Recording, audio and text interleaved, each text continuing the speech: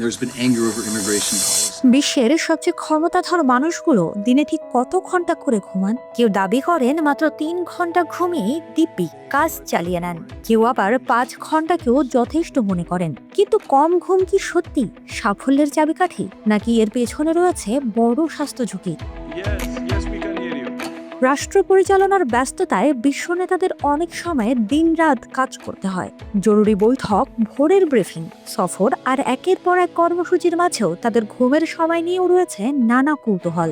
The long governing Liberal Democratic Party is সম্প্রতি জাপানের প্রধানমন্ত্রী সানাএ তাকাইচি জানান, প্রধানমন্ত্রী হওয়ার পর তিনি সাধারণত রাতে 0 থেকে 3 ঘন্টা ঘুমান।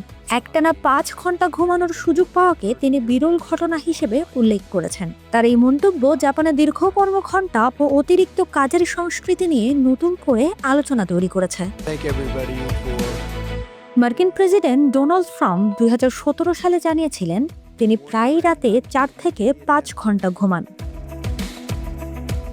ভারতের প্রধানমন্ত্রী নরেন্দ্র মোদীও 2019 সালের এক সাক্ষাৎকারে নিজের ঘুমের সময় 3 থেকে 4 ঘন্টা বলে জানিয়েছিলেন।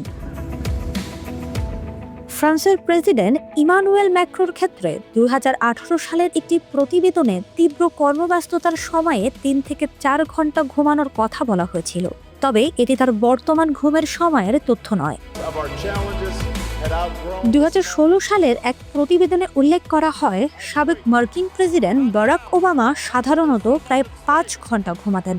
জার্মানির সাবেক চ্যান্সেলর অ্যাঞ্জেলা মার্কেলও ব্যস্ত সময়ে কয়েক ঘন্টা ঘুমিয়েও কাজ চালিয়ে যাওয়ার সক্ষমতার কথা বলেছিলেন। আর ব্রিটেনের সাবেক প্রধানমন্ত্রী মার্গারেট থ্যাচার এক সময় প্রায় 4 ঘন্টা ঘুমানোর কথা জানিয়েছিলেন। তবে বিশেষজ্ঞরা মনে করেন কম ঘুম মানেই বেশি সাফল্য নয়।